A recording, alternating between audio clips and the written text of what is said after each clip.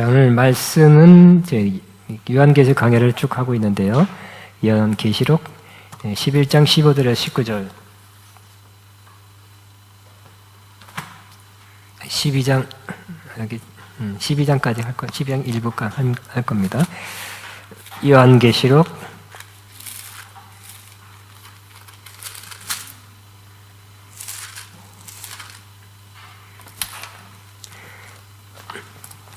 11장 15절에서 19절 일단 먼저 읽고요. 시작. 일곱째 천사가 나팔을 불매 하늘에 큰 음성이 나서 이르되 세상 나라가 우리 주와 그리스도의 나라가 되어 그가 세세토록 왕노릇 하시리로다 하니 하나님 앞에 자기 보좌에 앉아있던 24장로가 엎드려 얼굴을 땅에 대고 하나님께 경배하여 이르되 감사옵나니 옛적에도 계셨고 지금도 계신 주 하나님 곧 전능하신 이여 친히 큰 권능을 잡으시고 왕노릇 하시도다. 이방들이 분노하며 주의 진노가 내려 죽은 자를 심판하시며 종 선자들과 성도들과 또 작은 자든지 큰 자든지 주의 이름을 경외한 자에게 상을 주시며 또 땅을 망하게 하는 자들을 멸망시키실 때로서이다 하더라. 이 하늘에 있는 하나님의 성전이 열리니 성전 안에 하나님의 언약궤가 보이며 또 번개와 음성들과 우레와 진과 큰 우박이 있더라. 나머지 부분은 그때 읽겠습니다. 이 장면은 지난 시간에 우리 두 증인이 나타나서 예언합니다. 예언하는데 굉장히 큰 권능, 불을 내리는 권능을 가지고 예언을 합니다. 그렇지만 그 예언을 증언을 마쳤을 때 7절에 11장에 무정에서부터 올라오는 그 짐승이 그들과 더불어 전쟁을 일으켜 그들을 이기고 그들을 죽인다 그랬어요. 무정에서 올라왔다가 지옥에서 올라왔다는 거죠. 사탄의 세력 중에 하나입니다. 그들이 죽어서 시체가 돼서 큰 성에 있게 되리니 그 성은 영적으로 하면 소돔이다 하고 애굽이라 하니 곧 그들 주께서 십자가에 못 박은 곳이라. 사흘 동안 이렇게 죽었다 시체를 전시해 놓습니다. 자기들이 기뻐한다 그랬어요. 이 두 증인이 누굽니까? 어떤 사람이 아니라 이것은 증인이 되려면 두 명이 있었듯이 바로 그 어떤 특정한 사람이 아니라 그 교회가 증인된 역할을 하는 것, 즉 증인된 역할을 하는 교회를 의미합니다. 그래서 결국 이 교회가 이렇게 예수님을 증거하는 그 일을 하다가 큰 권세를 가지고, 사실 알고 보면 교회에는 큰 권세가 있죠. 우리가 몰라서 못 사용할 뿐이지 교회에는 큰 권세가 있죠. 예수님께서 하늘과 땅의 모든 권세를 내게 있으니 그러므로 너희는 가라 그랬죠. 그 권세를 사용할 수 있겠죠. 내 이름으로 귀신 쫓아내고 또 무슨 독을 마시자는 해도 맞지 않고 뱀을 짚고 병든 자에게 손 얹어 나으리라. 이 권세가 우리 교회가 사용할 수 있는 권세죠. 다른 권세도 있죠. 근데 큰 권세가 있는 걸 우리가 모르고 못 사용할 뿐이지 교회에는 큰 권세가 있습니다. 그런데 이게 악한 세력, 사탄의 세력이 올라와서 그에 의해서 죽게 되는 거죠. 근데 실제로 교회가 죽는다는 게 아니라 거의 죽을 정도, 그러니까 교회는 큰 핍박, 환난을 받는다는 거예요. 요즘도 코로나 때문에 얼마나 많이 핍박, 환난 받았습니까? 근데 이건 아무것도 아니겠죠? 더 큰, 지금도 회개권 이런 데 가면 예수 믿는다는 거 드러낼 때 큰 해를 받고 심지어 죽는 사람도 많이 있어서 요즘도 예수 믿는 것 때문에 순교당한 사람이 초대교회보다 더 많다고 하고 있습니다. 교회는 결국 핍박당하는 거예요. 이 교회는 잘 무슨 복을 받고 무슨 복을 받아서 떵떵거리면서 이렇게 부러움의 대상, 세상 사람들이 부러움의 대상 되는 게 아니라 세상 사람들이 싫어하는 거예요. 좀 별나다, 독특하다, 뭘 믿는다고 저렇게 열심히고 그러냐 하면서 핍박받죠. 또 코로나 안 따라준다, 백신 안 맞는다, 또 뭐 방역 안 따라준다. 요즘 이런 것부터 시작해서 정부가 하는 거를 따라주지 않으면 교회는 또 핍박을 받게 되겠죠. 정치적으로도 마찬가지. 그래서 결국은 지금은 그렇게 큰 핍박은 아니었어요. 그래서 조금 자꾸 국회에서 법을 만들어서 교회가 제한되도록 조그만 것부터 노방전도 금지법 이런 것부터 시작해서 차별금지법에서 다른 종교 비판하지 못하도록 하고 동성애가 잘못됐다 하면 처벌하겠다 그러고 막 이렇게 해서 조금씩 박해가 좀 더해지는 거죠 지금은. 그러나 아주 못 살겠다 그 정도는 아니에요. 근데 언젠가는 그렇게 될 수 있겠죠. 마지막 때 교회는 그러나 결국 이렇게 큰 핍박 환란을 받아서 죽는 것 같아. 교회는 끝이다. 우리 코로나가 막 심할 때 모이지 말아라. 다 비대면 예배 드려라. 10명만 모여라. 방송 그 관계자만 모여라 했을 때 교회는 끝이 아닌가 생각하는 사람도 있었어요. 이렇게 오랫동안 안 모여서 교회는 어떻게 될까 우려했는데 끝난 건 아니죠. 다시 부활했는데 지금 보니까 지금 조금 많이 풀렸는데 그대로 복귀한 원상복귀된 그런 교회도 있고요. 줄었다 하는 교회도 꽤 있고 그렇더라고요. 또 제가 네팔 아가페 우리 후원하고 있는 네팔 아가페도 최근에 편지 왔는데 코로나 딱 닥치니까 우리나라보다 더 심하게 뭐 나가지도 말라라 막 더 심하게 했거든요. 그래서 지금은 마스크 안 쓰고 다닌대. 마스크 안 쓰고 다니지만 그들이 잘 교회 안 온대. 잘 한 2년 가까이 그렇게 해놓으니까 교회 잘 안 온대. 그래서 참 어렵다고 하더라고요. 소수만 모이는 것 같아요. 그러한 안타까운 일이 있습니다. 그러니까 교회는 어떤 그 이유가 코로나가 되든지 뭐가 되든지 간에 어떤 이유를 통해서도 교회 예배, 교회 활동, 사역 이런 거에 대해서 분명히 박해와 핍박 지금까지 받아왔고 앞으로 더 받게 될 것입니다. 이렇게 그 증인이 죽어서 시체가 됐듯이 그래도 세상 사람들이 죽어갔듯이 이런 것과 같은 상태가 될 수 있습니다. 근데 하나님께서 그를 어떻게 했다고요? 다시 살리시죠. 이제 교회를 다시 살리는 거예요. 생기가 들어서 살아. 역시 살리는 거는 하나님이시죠. 저도 우리 한참 어려울 때 에스겔 37장 말씀을 들어서 하나님의 교회, 우리 교회뿐만 아니라 한교회는 모든 교회에 하나님의 생기가 들어가게 앞서서 하고 기도하자 그랬는데 제가 이걸 생각 안 했어요. 이 구절을. 근데 역시 교회가 살아나는 것은 하나님의 생기가 들어갈 때입니다. 우리 개인도 하나님의 생기가 들어가면 살아나게 될 것입니다. 다 일어나죠. 그리고 또 그들이 깜짝 놀랐지만 하늘로 올라가게 되었습니다. 그 다음에 7째 나팔이 부는 거예요. 근데 7째 나팔에서는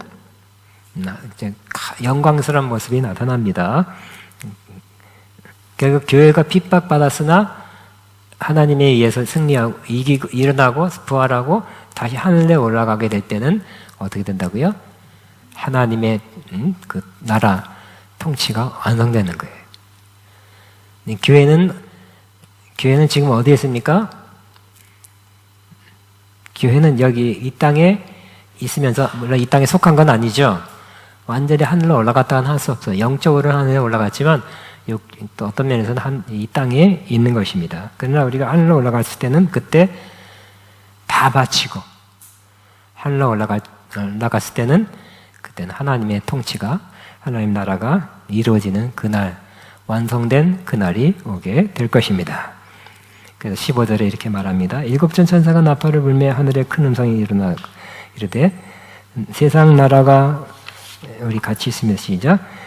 세상 나라가 우리 주와 그의 그리스도의 나라가 되어 그가 세세토록 왕노릇 하시리다 하니 그랬어요.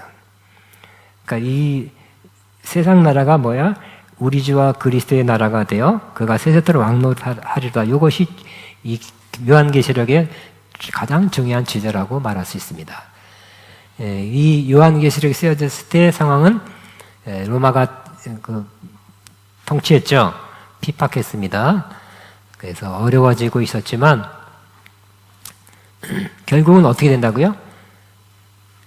마지막 마지막은 이렇게 된다는 거예요. 어떻게 해요? 세상 나라가 로마의 나라가 되는 것이 아니라, 로마가 안 무너질 줄 알았는데 그냥 무너졌잖아요. 세상 나라는 우리 주와 그의 그리스도의 나라가 돼요. 그가 영원 세습토록 왕노릇한다. 그게 궁극적인 역사의 종말입니다. 그날이 와야 되는 거죠. 그날이 올 거라는 거예요. 그래서 우리 믿는 사람이 소망을 갖고 있는 것, 위안이 되는 것은 이 세상 나라가 세상의 로마라든지 강대국이 지배하는 또 센 왕이 이렇게 등장해서 그리스도인들을 비판하고 세상의 어떤 풍조나 정치에 따라주는 그런 나라가 되라고 할 때 힘들었는데 어떤 나라가 된다고요? 세상 나라가 우리 주와 그리스도의 나라가 되어 그가 세세토록 왕노릇 하시려다. 이 나라가 분명히 오게 될 거예요. 우리가 희망을 가지면서 바라보게 되겠죠. 그러니까 그래서 인내할 수 있는 거예요. 그러니까 요한계시록은 미래의 일을 알려주는 어떤 그 미래의 의미에서 예언을 미리 가르쳐주게 하는 그런 차원이 아니라 결국은 소망을 주고 위안을 주려는 거예요. 어려운 사람들에게, 핍박당하고 환난을 당한 사람에게. 그래서 세세토록 왕노릇, 주님이 세세토록 왕노릇하는 나라가 이제 올 겁니다. 그러니까 주님의 통치가 이루어지는 그 나라가 영원토록 지속되게 될 것입니다. 세상의 왕들, 대통령들 봤지만 흠이 없는 왕들이 없죠, 그죠? 누구더라? 어떤 나라 수상이 그전에는 푸틴을 굉장히 15년, 20년 전에는 푸틴이 굉장히 좋아했대요. 그리고 칭찬했대요. 훌륭한 지도자, 평화를 살아가는 지도자 그랬대요. 근데 지금 어떻게 돼요? 이거는 아니다. 그렇게 결국 그 말을 하더라고요. 이거는 아니다. 그러니까 그때는 그랬는지 모르죠. 아니면 그런 면만 보였는지 모르지만 지금은 뭔가 지글지글 분노와 뭔가 욕심으로 타오는 것 같이 보이잖아요. 그죠? 전쟁을 통해서. 그러니까 이 세상 임금 왕은, 대통령은 하나도 온전한 사람이 없죠. 누가 다스려야 되겠습니까? 아주 훌륭한 사람이 나타나서 다스리는 것이 희망이 아니라 주님이 세세토록 이 땅을 다스리는 것이 우리의 희망입니다. 그렇게 될 거라고 말씀하고 있습니다. 자, 16절 같이 읽습니다. 하나님 앞에서 자기 보좌에 앉아있던 24장로가 엎드려 얼굴을 대고 하나님께 경배하여 이르되 감사함나니 옛적에도 계셨고 지금도 계신 주 하나님 곧 전능하신 이여 친히 큰 권능을 잡으시고 왕노릇 하시도다. 큰 권능을 잡으시고 그랬어요. 그러니까 이거는 언제 일이에요? 그러니까 이게 이 요한계시록이 시간 순으로 쓰여 있지 않다 그랬죠. 그 언젠가의 일인데 아주 미래의 일이 아니라 여기 권능을 잡으시고를 헬라어로 보면 완료 시제예요. 그러니까 하나님께서 이미 세상을 다스릴 주권을 소유하고 있음을 말씀하고 있는 것입니다. 즉 하나님은 언젠가 마지막 때에 대해서나 큰 권능으로 세상을 통치할 수 있는 통치권이 있는 게 아니라 지금도 통치권을 갖고 있다는 거예요. 지금도 다스린다는 거예요. 그러니까 우리는 주님이 다스리십니다 하고 믿어야 돼요. 우리 선포하면 주님이 다스리십니다. 주님이 다스릴 것입니다. 미래라고 생각하면 우리 많은 걸 놓치는 거죠. 미래에도 물론 다스릴 거지만 지금부터 다스릴 것입니다. 다스리고 있습니다. 그래서 영어로 Our God reign이 다스리는. 아니 무슨 찬송의 가사가 영어로 Our God reign이에요. 지금 다스리고 다스리고 있다는 거예요.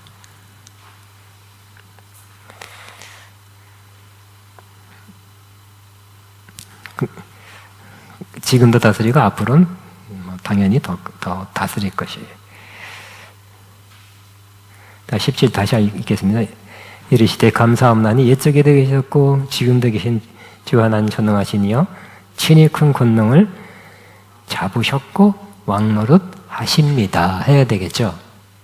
따라합니다. 친히 큰 권능을 잡으셨고 왕노릇 하십니다. 그렇게 믿어야 되겠죠. 그러면 그렇게 지금 언젠가는 그렇게 될 거라고 믿지 않고 지금부터 그렇게 하시고 있습니다고 믿으면 하나님의 왕노릇 다스림 통치를 우리가 받게 될 것이죠. 18절에 같이 있습니다. 이방들이 분노하며 주의 진노가 내려 죽은 자를 심판하시며 종 선자들과 성도들과 또 작은 자든지 큰 자든지 주의 이름을 경외한 자들에게 상 주시며 또 땅을 망하게 하는 자들을 멸망시킬 때소로이다 하더라. 근데 이방들이 막 분노했어요. 왕들이 일어나고 큰 나라, 큰 왕들이 일어났어요. 무슨 지금도 그저 푸틴이 굉장히 분노하고 있잖아요. 저 뭐 히틀러 같은 나치 국가들을 전멸해야 된다는 거예요. 자기들은 옳다고 생각해 이 전쟁이. 그래서 이방이 분노하는 거예요. 악한 분노입니다. 이 분노를 계속 하나님을 대적하게 될 것이다. 그리고 세상 사람들, 세상에 있는 이 왕들은 어떤 무슨 명분을 들어서 근데 자기는 그렇게 믿고 있어요. 그래서 사람들을 일으키고 모아서 전쟁을 일으키고 나중에는 그리스도를 대적하게 된다는 거예요. 자, 주의 진노가 내려 주의 죽은 자를 심판하시며 주의 진노가 왔고 죽은 자를 심판을 받을 때이다. 보자. 죽은 자를 심판할 때는 마지막 땅을 망하게 하는 자 바벨론이나 짐승 혹은 거짓 선자나 용들을 가리키는 것으로 하나님을 대적한 사단의 무리들이다. 이들에게는 하나님의 의로운 심판이 기다리고 있다. 제가 다시 읽습니다. 이방들이 분노하며 주의 진노가 내려 죽은 자를 심판하시며 종 선자들과 성도들과 또 작은 자든지 큰 자든지 주의 이름을 경외한 자들에게 상 주시며 또 땅을 망하게 한 자들에게 멸망시킬 때서로이다. 하나님의 심판이 있다는 거예요. 심판 한마디로 악한 것들은 진노로 나쁜 것으로 심판하고 또 그 참은 자, 억울하게 당한 믿는 자들은 상 주신다는 거죠. 그래. 19절 같이 있습니다. 이에 하늘에 있는 하나님의 성전이 열리니 성전 안에 하나님의 언약궤가 보이며 또 번개와 음성들과 우리와 큰 지진과 우박이 있더라. 하늘의 성전이 열렸습니다. 이 언약궤는 성전 안에 언약궤가 보였다. 법궤. 이 땅에 있는 성전의 언약궤가 아니라 그리스도의 구속으로 성취된 하나님과 백성 사이에 새 언약궤가 열린 것입니다. 왜 언약궤를 환상중에 보여줬을까요? 구약의 언약궤의 의미가 뭐예요? 하나님 임재죠. 그러니까 하나님이 이렇게 임재해 있다, 함께 한다는 것을 보여주는 것입니다. 구약 시대는 진짜 언약궤지만 신약에 이렇게 보여진 것은 하늘의 언약궤를 보여주면서 내가 지금도 함께하고 있다. 언약궤는 지금 못 찾죠, 그죠? 없죠. 그건 임재가 없어진 게 아니에요, 그죠? 임재가 없어진 게 아니라 하늘에, 그러니까 신령한 영역에는 아직도 언약궤가 있어서 하나님 임재를 어디 가야? 언약궤 앞에 있어야, 언약궤 주변에 모여 있어야 하나님이 함께하는 것이 아니라 하나님의 임재는 우리는 성령 안에서 지금도 어디서나 언제나 누릴 수 있습니다. 그것을 이렇게 환상으로 상징으로 보여주는 것입니다. 하나님 임재는 하나님 언약궤는 하나님 임재 위엄을 나타내며 이로써 하나님을 보호하신다는 것을 나타냅니다. 그러나 번개와 음성과 뇌성과 지진과 큰 우박은 심판이죠. 우리는 하나님의 임재, 언약궤 안에 있는 그 임재와 보호 속에 있게 될 것이고 세상은 이렇게 심판을 받게 될 것이다 하고 말씀하고 있습니다. 자, 그 다음에 요한계시록 강의 12장 1절부터 6절입니다. 하늘의 한 여자와 크고 붉은 영. 12장 1절부터 17절은 본장은 일곱째 나팔과 일곱 재앙 사이에 첨가된 중간 계시이다. 한편 12장과 13장에는 사탄과 그 권세를 위임받은 짐승에 의한 교회 순환이 모사되어 있는데 12장은 7년 대환란의 전 3년 반을 13장은 대환란의 후 3년 반을 묘사하여 교회를 향한 사탄의 더욱 심화되고 향한 고난이 박해가 더욱 심화되고 가혹해진다는 것을 보여준다 그랬어요. 1절 같이 있으면 시작. 하늘에 큰 이적이 보이니 해를 옷 입은 한 여자가 있는데 그 발 아래는 달이 있고 그 머리에는 12별의 관을 썼더라. 큰 이적이 있다. 사인이 있다. 근데 실제 여자와 용이 아니라는 의미예요. 그러면 이 여자가 누굴까요? 첫째 마리아다. 얘기를 아까 뒤에 나오니까 마리아다. 두 번째는 유대민족이다. 이스라엘 사람들이다. 세 번째는 교회를 상징하는가에 세 가지 있지만 우리는 이 여자, 해를 입은 한 여자는 교회로 믿습니다. 자, 이스라엘에서는 왜냐하면 구약적 근거도 있어요. 회복된 이스라엘로 나타난 여자가 회복된 이스라엘. 교회를 여자로 보는 것이 초기 기독교와 신약 성경에서도 발견됩니다.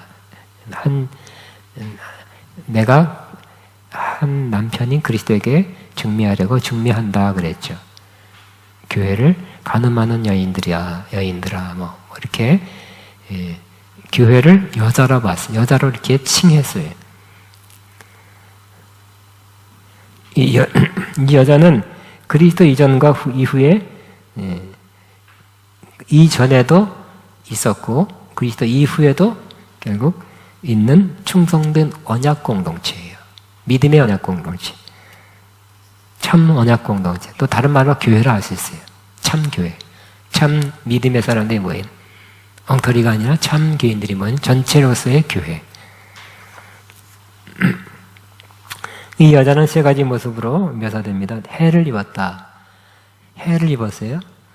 여러분과 지금 있는 옷이 아닌 해를 입었어요. 이는 해를 입었다는 건 이 교회가 어떤 모습이라고 사실은 알고 보면 그리스도의 얼굴의 영광 혹은 광채를 반응하는 교회는 하찮고 심없고 낮고 천한 그런 게 아니라 알고 보면 그리스도의 얼굴의 영광, 광채를 옷 입었다는 거예요.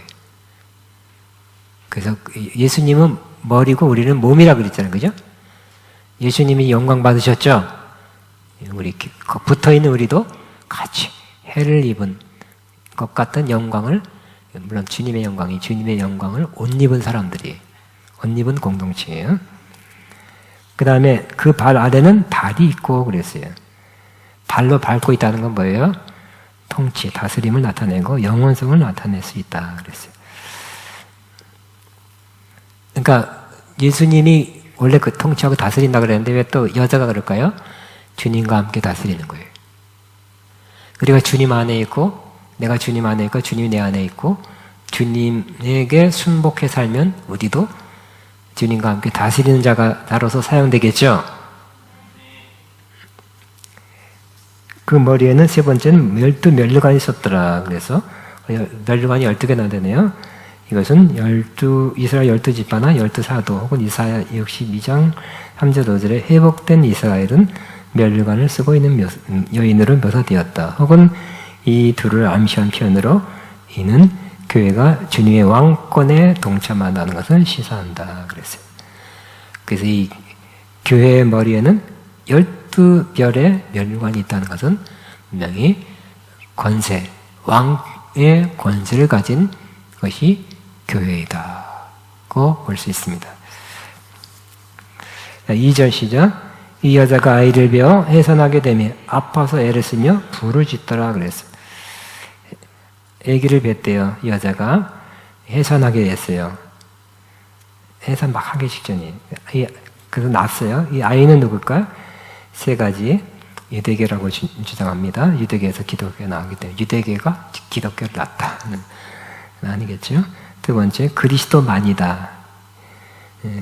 근데 바람직한 세 번째가 정답. 그리스도와 그의 지체된 교회예요. 자, 성경에서 여인의 아들이라는 지칭은 성육하신 예수 그리스도를 의미하며 또 17절에는 여자의 또 다른 자손, 곧 하나님의 계명을 지키며 예수의 증거를 가진 자로 묘사되어 있기 때문에 아이는 그리스도는 물론 그의 지체된 공동체를 지칭하는 것으로 볼 수 있다. 이거 영적으로 보면 그리스도와 우리가 하나 되어 있어요. 응? 지금 우리는 따로따로 있고 따로따로 어떻게 보면 따로따로고 어떻게 보면 하나라는 거예요. 예수님이 머리고 우리는 몸이 붙어 있는 거죠. 하나 되어 있는 거예요. 포도나무 가지 하나 되어 있어요.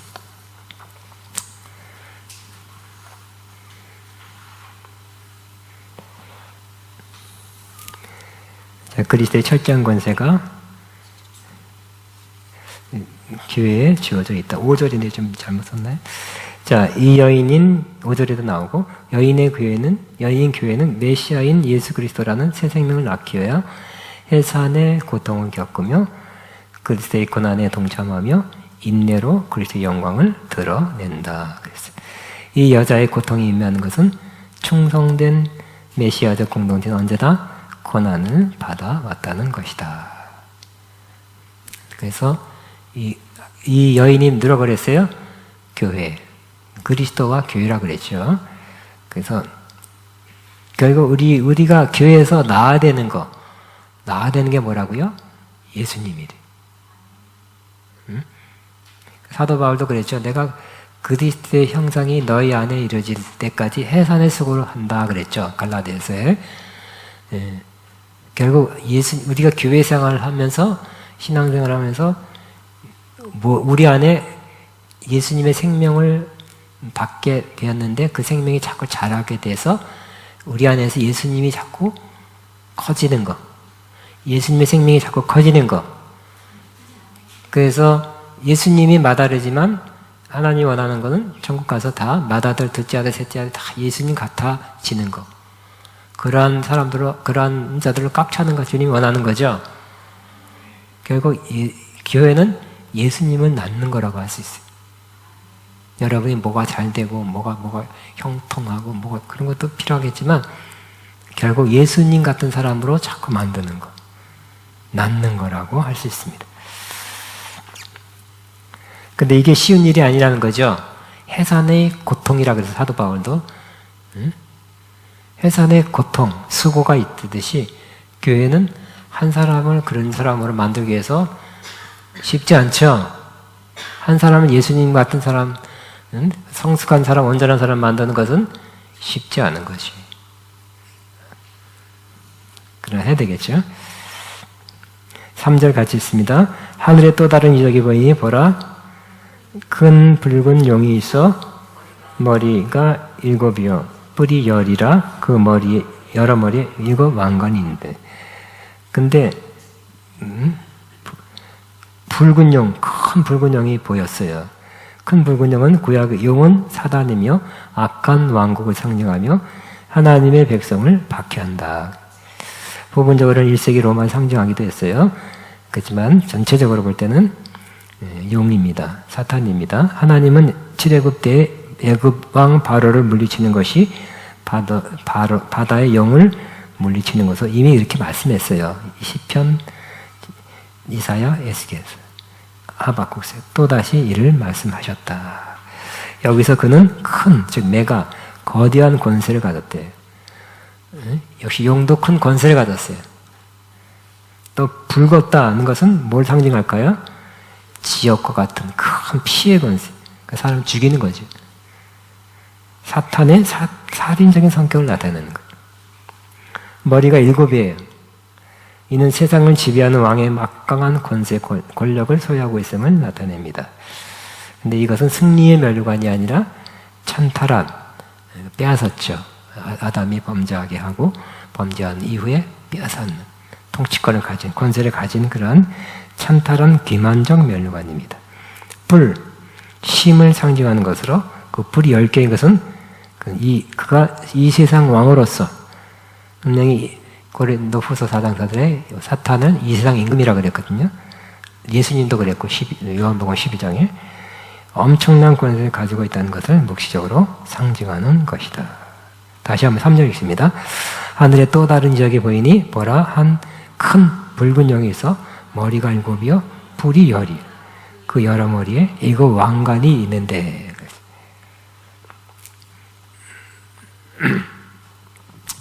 4절 시작. 그 꼬리가 하늘의 별 3분의 1을 끌어다가 땅에 던지더라. 용이 훼손하려는 여자 앞에서 그가 훼손하면 그 여자를 삼키고자 해요. 꼬리가 하늘 별 3분의 1을 샥 말아서 샥 던졌어요. 하늘의 별이라는 것은 진짜 반짝반짝 별이 아니라 천사를 별로 표현한 구절이 딴 데도 있죠. 그래서 하늘의 별은 용의 추종 세력으로 하나님께 대적한 타락한 천사들 3분의 1을 천사의 3분의 1을 같이 동원시켰어요. 따라오기 위해서. 땅에 던졌다는 것은 땅에 내려보낸 거죠. 용이 엄청난 세력으로 세상을 향해 공격하도록 하였음을 암시합니다. 근데 용이 해산하는 여자 앞에서 그가 해산하면 그 아이 삼키려고 해산하면 삼키려고 막 합니다. 그래서 역사적으로 헤롯 왕이 아기 예수를 죽이려 했죠. 그러나 예수님은 하나님의 지시를 받아 애굽으로 피난 갔어요. 애굽은 2살 아이들만 남자아이들만 다 죽였죠. 예수님을 죽이려 했던 거 사탄의 역사라는 거예요. 또 예수님 생애 동안 그를 죽이려고 대제사장 서기관 바리새인을 통해서 죽이려 했던 거, 또 가인이 아벨을 죽인 것, 사라를 범행했던 것이 무슨 상관이 있을까요? 사라가 죽으면 어떻게 할까요? 아브라함과 사라를 통해서 하나님의 약속한 씨가 나와야 되는데, 그죠? 그렇게 되지 못하겠죠? 리브가를 범하려 했던 것, 그래도 약속의 씨가 이삭을 통해서 또 나와야 되는데, 그게 안 되는 거니까 이것도 사탄의 역사라는 거예요. 다윗을 살해하려고 했던 것, 다윗의 자손이어야 되는데, 그리스도를 죽이려 했던 모든 것들, 또 마침내 십자가 못 박아 죽게 한 사건을 연상한다. 그러니까 사탄은 하나님의 구세의 역사를 해방하려고 했습니다. 그 모습을 이렇게 표현하고 있어요. 근데 그냥 여자가 해산의 고통을 하듯이 그렇게 그러니까 교회가 믿는 자의 공동체가 예수님을 낳았어요. 예수님 낳았다는 편이 우리 인간적인 그런 낳음이 아니라 바로 예수님의 생명을 이렇게 드러내게 한 거죠. 근데 이 아들은 뭐라고요? 장차 철장으로 만국을 다스릴 자라고 말하고 있습니다. 이 표현은 시편 2절, 7절에 9절에 이미 예언된 말씀입니다. 아들로 언급된 메시아가 열방을 유어로 받고 또 철장으로 저희를 다스릴 것이라는 말씀을 반영하고 있습니다. 시편 2편 7절에서 9절만 같이 있습니다. 시작. 여호와께서 내게 이르시되 너는 내 아들이라 오늘 내가 너를 낳았도다. 내게 구하라. 내가 이방 나라를 내 유업으로 주리니 내 소유가 땅끝까지 이르리로다. 내가 철장으로 그들을 깨트리며 지르글같이 부수리라 하시도다. 이 약속, 이 구약에 예언된 약속이 누구에 대해 향한 겁니까? 예수님. 내 아들이라 그랬고요. 너를 낳았다 그랬고요. 내게 구하라 그랬고요. 내가 이방 나라를 내 유업으로 준다 그랬고요. 내 소유가 땅끝까지 이르리라. 내가 철장을 그들을 깨트리며 내가 마인가요? 유일까요?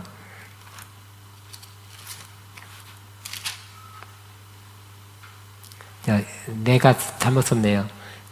너희가 아니라 아이가 아니라 어이, 유. 내가 철장으로 그들을 깨트리며 지르그릇같이 부수리로다. 이런 권세가 있다는 거예요. 쉬운 말로 철장 권세라 그러잖아요. 예. 주님은 철장 권세를 가지고 있습니다. 그죠? 주님은 철장 권세를 가지고 있습니다. 우리가 믿는 주님은 철장 권세를 가진 그런 권세 있는 분이라고 믿어야 될 것입니다. 그래서 지르그릇같이 부수리라고 말씀하고 있어요. 그래야 그저 이렇게 세상에 있는 많은 존재들, 왕들, 대통령들, 기관들, 권세자들, 또 악한 영들이 센데 할 수 없이 밀려서 아무것도 못하는 그런 나약한 존재가 아니라 그들을 어떻게 한다고요? 심판 때가 되면 철장 권세를 가지고 철장 알죠? 긴 쇠, 그 막대기 큰 걸 가지고 막 때려 부신다는, 제압한다는. 또 그리스도께서 다시 오셔서 그의 교회를 핍박하는 만국을 치실 것임을 의미합니다. 또한 그리스도께서 마지막 페이지 모든 피조물을 통치하실 왕권을 소유하고 계심을 시사합니다. 그리고 그리스도께서는 온 세상을 정의와 공의로 다스릴 것입니다. 그래서 이제 주님이 다스리는 그 나라가 오게 될 것입니다. 그래서 하늘에 막 우리가 둥둥둥둥 떠나다니는 그런 한 천국이 아니라, 분명히 이사에서도 예언되어 있고요. 또 요한계시를 보면 결국 우리가 하늘을 올라가는 것이 아니라 하늘이 이 땅에 내려오는 거예요. 좀 틀려요. 이거 빨리 이 세상 떠났으면 좋겠죠. 핑 올라가기 앞서 빨리 천국 가기 앞서야지만, 여러분 예수님 오기 전에는 그렇게 영으로는 가지만 우리가 어떻게 살까요? 영으로만 사는 것이 아니라 육신을 입고 살죠. 거룩한 변화된 신령한 육신을 입고 영이 결합돼서 영원히 살게 될 것입니다. 어디서 살까요? 어떤 면에서 하늘에서 산다고 해도 맞는 말이에요. 근데 조금 더 정확히 말하면 이 땅과 하늘이, 이 말의 하늘, 이 땅과 공중 스카이가 새 하늘 새 땅이 되는 거예요. 그리고 하나님이 계신 하늘이 하늘로부터 내려오는 거예요. 요한계시록 19장에 보면 새 예루살렘 내려오는 거예요. 그래서 하나님은 이 땅을 창조할 때 선하게 창조했죠. 창조하시고 좋았더라고 말씀하셨죠. 하나님이 땅을 실패작으로 만든 게 아니에요. 필요 없는 거 만든 게 아니라 땅은 필요하기 때문에 만든 거겠죠. 그냥 범죄 타락함으로 땅이 저주를 받았고 오염됐고 막 땅에서 별별 나쁜 일이 일어나는 거 있을 뿐이죠. 그 땅이 변화될 것입니다. 새하늘 새 땅이 될 것이고, 우리도 영광스러운 몸을 입고 이 땅에 살 거예요. 근데 하늘이 내려와. 그러니까 우리는 어떤 존재를 산다고요? 영광스러운 몸을 입고, 영도 이미 변화됐죠.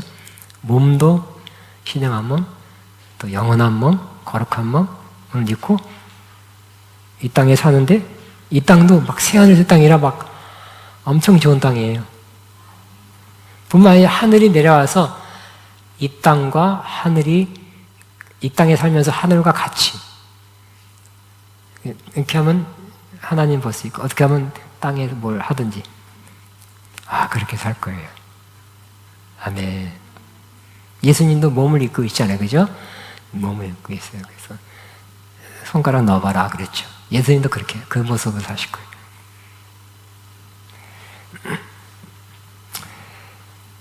자, 그 아이를 하나님 앞과 그 보좌 앞에 올려가더라 그랬어요.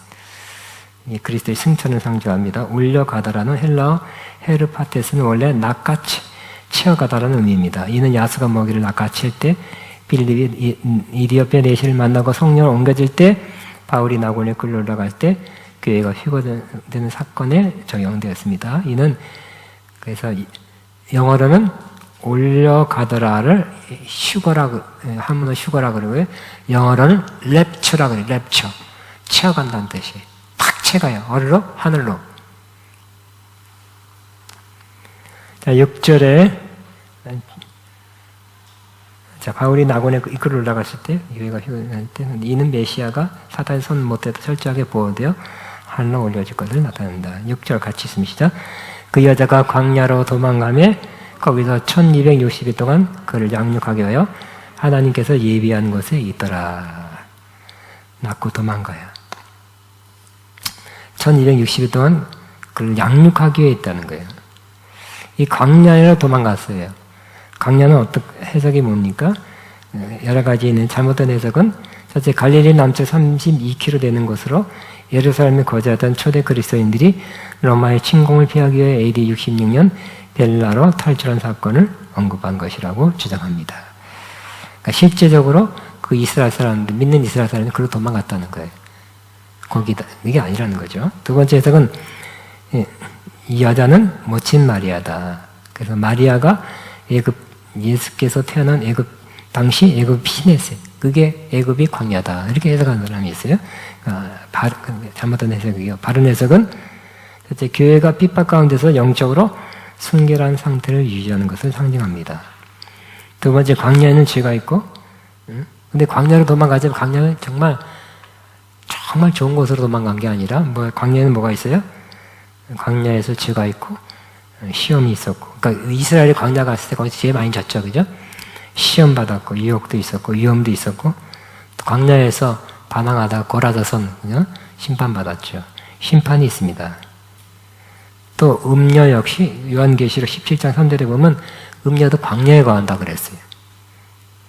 그러니까 광야로 가서 피신하는데 보니까 좋은 곳만 아닌 안 좋은 곳도 꽤 있는 곳이 광야예요. 자, 이 기간은 예수님의 부활 때부터 재림 때까지, 즉 교회가 광야 같은 이 세상에서 핍박을 받지만 하나님의 보호함과 받고 양육되는 기간이라는 거예요. 그 광야는 실제적인 그런 사막, 이스라엘 사막이 아니라 이 세상이 광야예요. 어떻게 찬양해서 강세는 이 광야 같은 세상에 늘 방황할 때에 내는 영광은 주 예수뿐이라. 세상이 광야 같다는 거죠.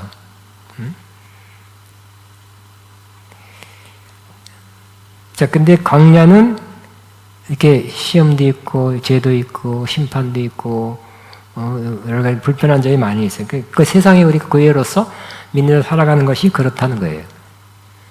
이 세상에서 예수님 잘 믿으면 평안하고 잘되고 형통하고 승리하고 크게 되고 몇 가지 복 받고 꼭 그것만 아니에요. 복도 받지만 이렇게 고난도 받는 것이 왜? 광야에 살기 때문에. 그래서 제가 한때 광야의 영성이라고 한 100번 이상 했던 것 같아요. 글로벌에서. 왜? 우리가 광야를 지나간 사람이기 때문에. 이스라엘이 겪었던 광야에 겪었던 일을 우리가 영적으로 다 겪는다는 거예요. 광야 졸업할 때가 돼야 되겠죠?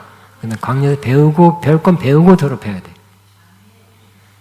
그리고 한마디로 말하면 뭐예요? 광야는 양육되는 곳이에요. 응? 그러니까 260동안 그를 양육하기 위하여 하나님께 예비한 것이다. 그래서 어떤 사람이 문자도 해석해서 이렇게 핍박때 환난할 때 저 사막, 그래서 이스라엘 어떤 사막, 근데 미국에 사막이 있으니까 사막에다가 도피처럼 만들어야 돼. 그 사람들이 그걸로 도망가려고 거기서 통조림 같은 거 많이 쌓아놓고 이런 게 꽤 있었어요. 수십 년 전부터. 그 통조림은 지금 한 4, 50년 지났는데 어떻게 됐는지 모르겠어요. 비상 살라고. 피난. 근데 그게 아니라, 그때 작년에 보니까 트럼프한테 보니까 숨은 뭐가 있고 막 나오더라고. 진짜까. 하여튼 그런 것이 많다는 거예요. 근데 문자적으로 해석하면 그렇죠. 이 광야는 진짜 사막, 거기 어디에 남들 올 수 없는 거기다가 다 정말 잘 믿는 사람 모아놓고 환난 핍박을 잘 견디는 곳이 아니라 이 세상이 광야고요.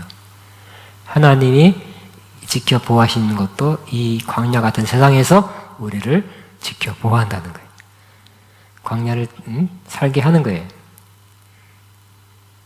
광야는 결국 뭐라고요? 우리를 양육하는 거예요. 성장 성숙시키는 것이. 광야를 빨리 떠나고 싶죠? 성장 성숙해라. 그때까지 꼭 참고 있어라. 여기서 잘 보내라 하는 거예요. 양육되는 기간이.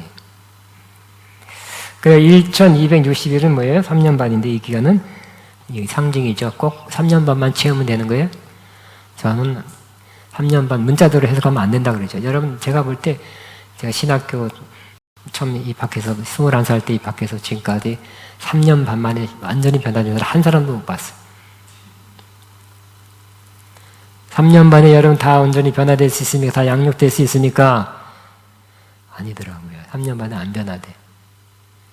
30년 반도 안 된다. 다 안 변해. 그러니까 문자대로 해석하지 말고 영적으로 해석해야 되겠 상징적으로. 이것은 여기 말한 것처럼 예수님 부활 때부터 재림할 때까지예요. 그 기간에 우리는 뭐 살다 죽고 하겠지만 이 광야 같은 세상에 사는 동안 우리는 한껏 주님의 생명, 주님의 그 형상으로 변화되어야 되겠죠. 더 성숙한 모습으로 변화되어 주님 만나야 되겠죠. 주님이 이 광야 같은 세상을 살게 하는 목적이에요. 이렇게 여러분 문제도 없고 공기 좋고 편안하고 풍성하고 이렇게만 살게 하지 않고 광야 같은 곳에 광야 같은 곳. 또 어떤 우리 아까 목사님이 제주도 공기 좋고 뭐가 좋하더라고. 거기도 광야에 어려움 많이 있을 거예요. 의정부 거기도 광야에 그죠? 좋은 것만 있는 것이 아니라 힘든 것도 있는 거예요. 어디 이사 가면 더 좋을 거라기보다는 어디 있어도 광야고 어디 있어도 하나님이 그 불편하고 어려운 환경을 통해서도 하나님이 그것을 사용해서 우리를 양육시키는 것입니다. 하나님이 시켜준다는 거예요. 그래서 예비하신 곳, 그 여자가 광야로 도망가며 거기서 1260일 동안 그를 양육하기 위해 하나님께서 예비한 곳에 있더라. 곳, 장소. 그 장소를 만들라 하지 말고 찾으라 하지 말고 어디 땅 사갖고 뭐 하나 만들라 하지 마시고 이 곳은 헬라어로 토포스인데 신약에서 성전을 의미할 때 쓰였다 합니다. 그리고 하나님이 피신시키는 것, 또 양육하는 것은 뭘까요?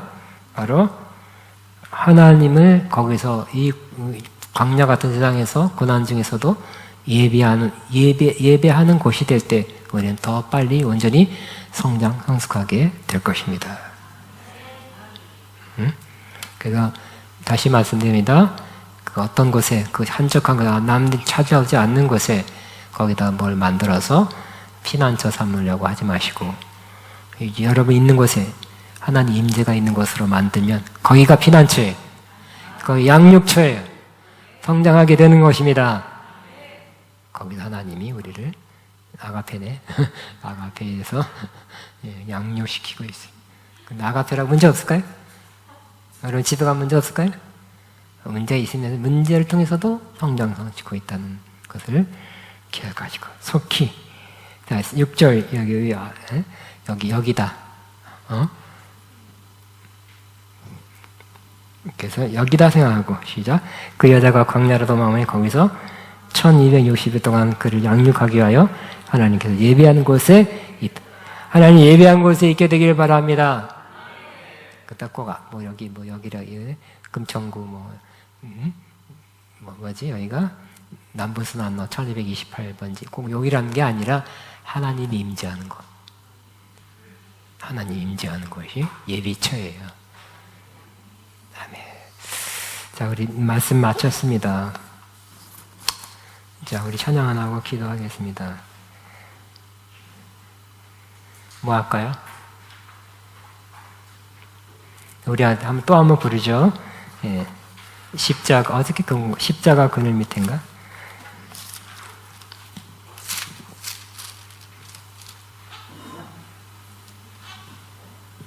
십자가 그늘 아래 415장입니다. 찬송가.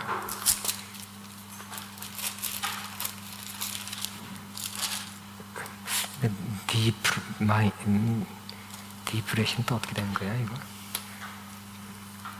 네,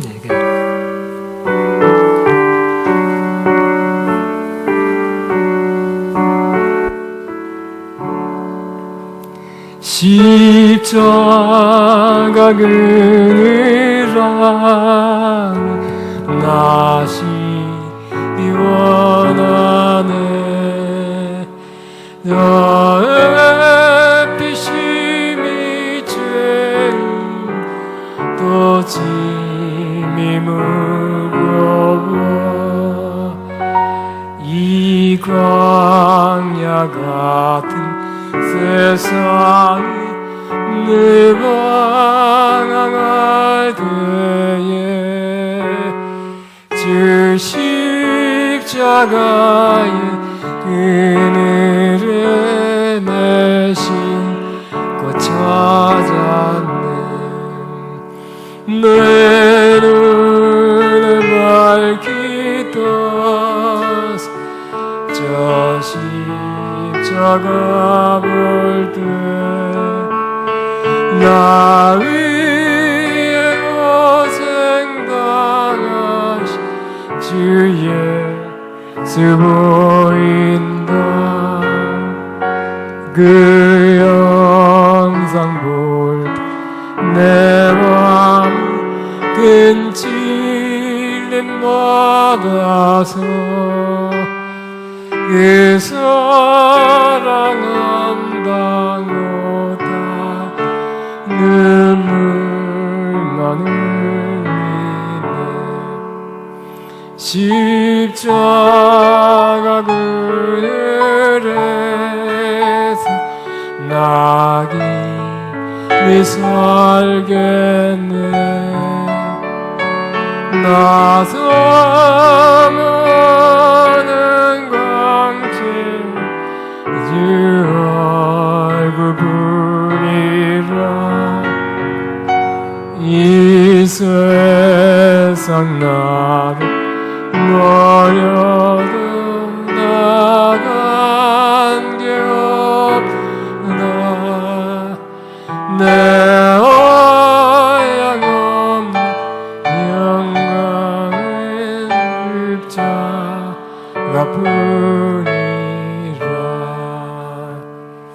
아멘. 우리 광야를 나타내는 가사가 뭐 있을까요?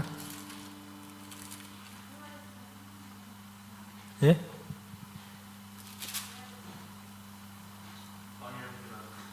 예? 아, 그건 좀 어려운 것 같아요. 다 하시세요. 우리 찬양단의 한 가지 단점이 어려운 거, 너무 어려운 거 한다는 거. 이거 어떻게 해? 아니, 난 못해. 나도 못해. 그러니까. 그 찬송가, 난 좀 아는 게 별로 찬송가 없어갖고 찬송가 합니다. 근데 별로 그게 맞지가 않은 게 뭐 분위기상 안 맞는데 가사만 분위기가 맞아요. 오 놀라운 구세주.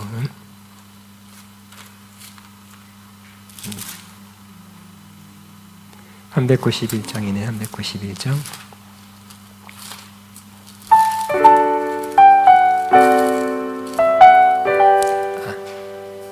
아니 그거 아니에요.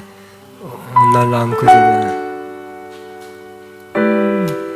D로 해서 D에 오 놀라운 구세주 예수 내 주 참 능력에 주시로다.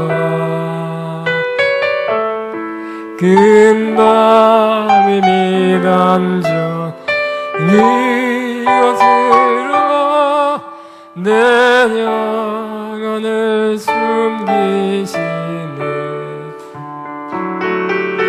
너는 땅을 종일 걸어가도 나 피곤치 아니하며 너 위험한 거 내가 이를 때며 큰 바위에 숨기시고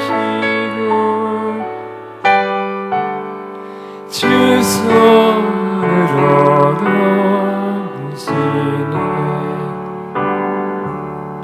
오 놀라운 글쎄 예수 내준 내 모든 짐 벗기시네.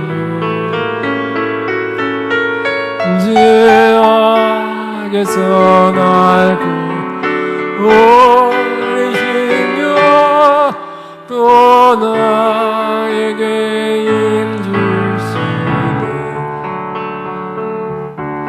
내 마른 땅을 종일 걸어가도 나 피곤치 아니하며 저 위험한 거 내가 이를 들며 는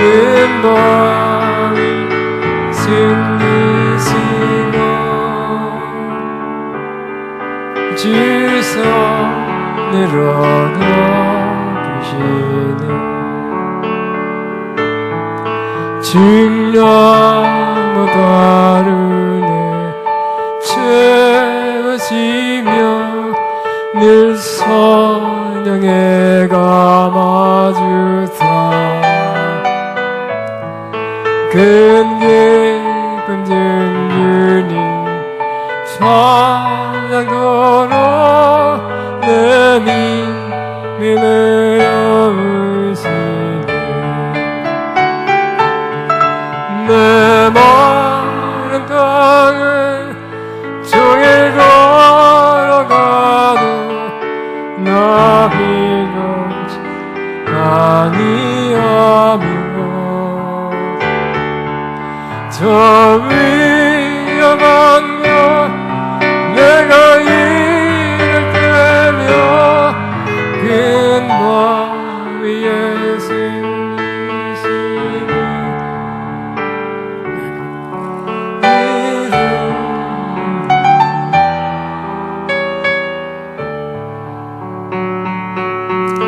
주의 임하실 때 나 일어나 맞이하리 그분의 은총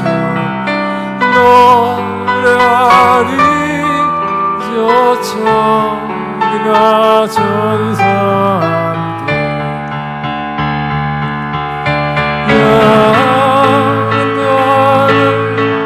종일 걸어가도 나 비건치 아니하며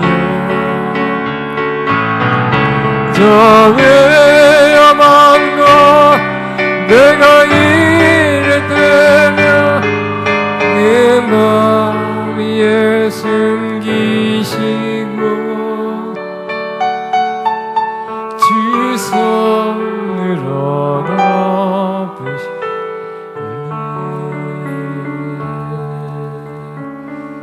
아멘. 네, 우리가 광야를 지금 가고 있죠. 근데 우리가 힘듭니다, 어렵습니다. 그 맞습니다. 맞지만 또 우리는 이 광야에 예비한 곳, 피난처에 서야 된다 그랬죠. 그 피난처 예비한 곳은 바로 주님이 임재하는 곳이에요. 아멘. 그래서 우리는 힘들지만 또 주님의 임재도 누려서 그 임재로 이겨나가는 곳, 견디는 곳, 힘든 걸 물리치는 곳이 바로 광야가 되어야 될 것입니다. 우리 임재에 관한 노래 하나 하고 기도할 것입니다. 우리 임마누엘 뭐 할까요? 임마누엘 우리와 함께 하신 임마누엘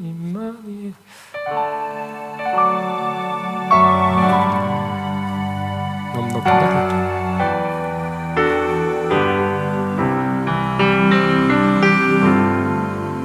주의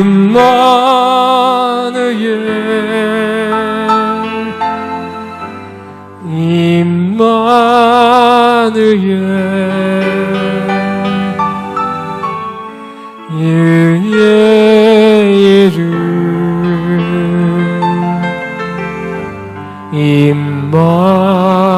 임마누엘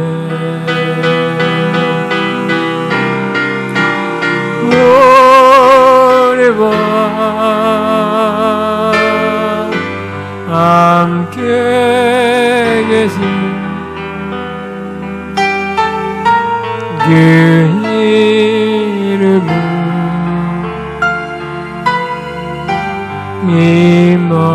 임마누엘 그 예수도 그 예수도 그 이름은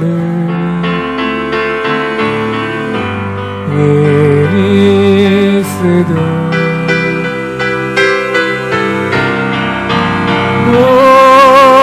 노래를 그 원하신 내 이름을 우리 임마누엘 한 번만 더 하고 기도합니다. 임마누엘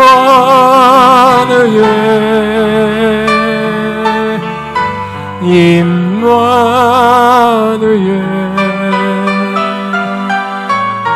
그 이름은 임마누엘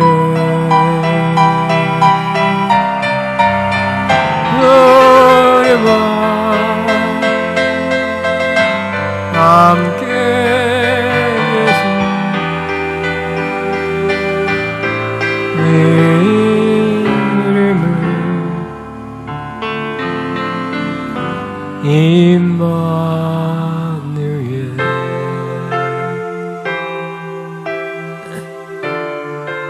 아멘. 광고를 빼먹었네요. 우리 5월 23일부터 컨퍼런스를 합니다. 그 다음 날은 총회 컨퍼런스 계속되고요. 강사 목사님 브렌트 보스위크 목사님이에요. 또 한 분 더 모실지는 아직 안 정했고요. 브렌트 보스위크 목사님이 오시기로 결정되어 있습니다. 자, 우리 한번 기도하겠습니다. 이 광야에서 아타나트를 방해하고 해방하고 죽이려 하고 핍박하고 예수님도 그랬고 사도들도 그랬고 또 믿는 크리스천들 다 이런 길 겪었어요. 광야가 너무 어려운 곳, 척박한 곳, 부족한 곳, 문제가 있는 곳, 시험하는 곳 그런 곳에 우리가 지나고 있지만 하나님이 예비한 곳, 즉 임재의 곳에서 양육되는 우리가 되어서 더 속히 주님 모습으로, 주님 형상으로, 주님 닮은 모습으로 이렇게 변화되게 하옵소서. 다 같이 한번 기도합니다. 주여, 주여, 나나나나나나나나.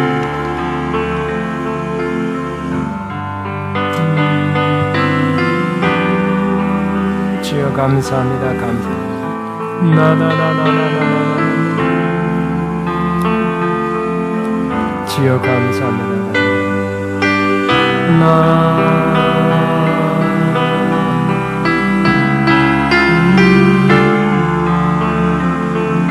주여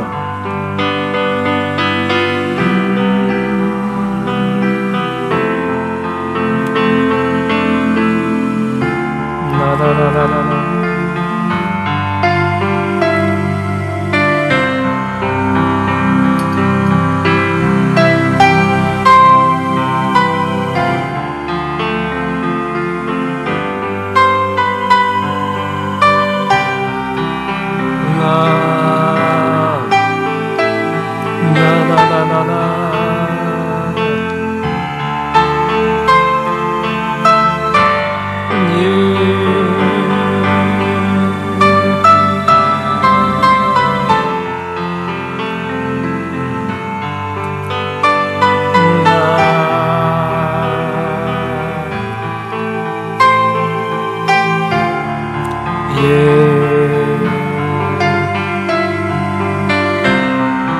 마마마마마.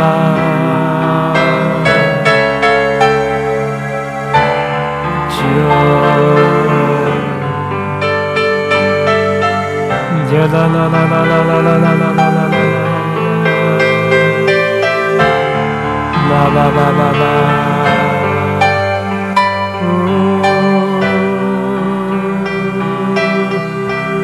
마마마마마.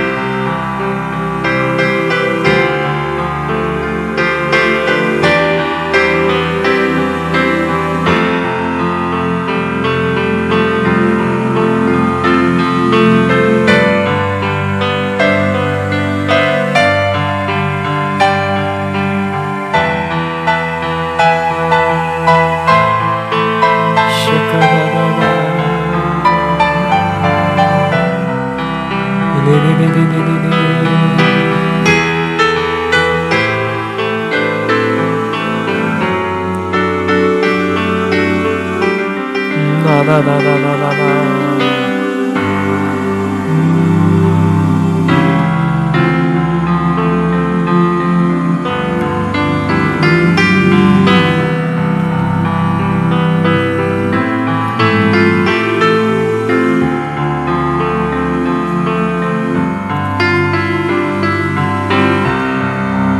우리 찬양을 한두 개만 하고 마칩니다. 항상 진실게 내 맘 바꾸사 하나님 함께 하여 주소서. 항상 진실게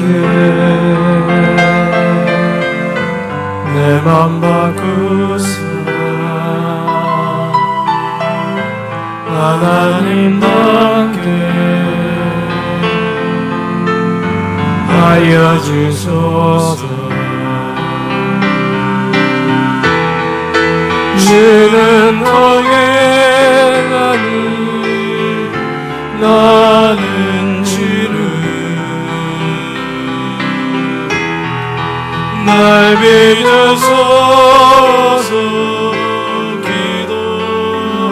기도하오니 항상 진실게 내 맘 바꾸사 하나님 함께 하여 주소서. 영어로 Change my heart, change my heart, oh God, make it ever true. Change my heart, oh God, may I be like you. You are the water, I am the bread. Many and morning, this is what I pray. Change my heart, oh God, make it ever true. Change my heart, oh God, may I be like you. 항상 진실게 항상 진실게 내 맘 바꾸사 하나님 함께 하여 주소서. 주는 너의 땅이 나는 존재를 날 믿으소서 기도하오니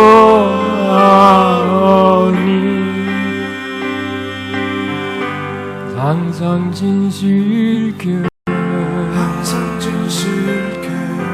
내 맘 바꾸사 하나님 함께 하여 주소서. 예수님 함께 예수님 함께 하여 주소서. 아멘. 우리 박수로 마칩니다.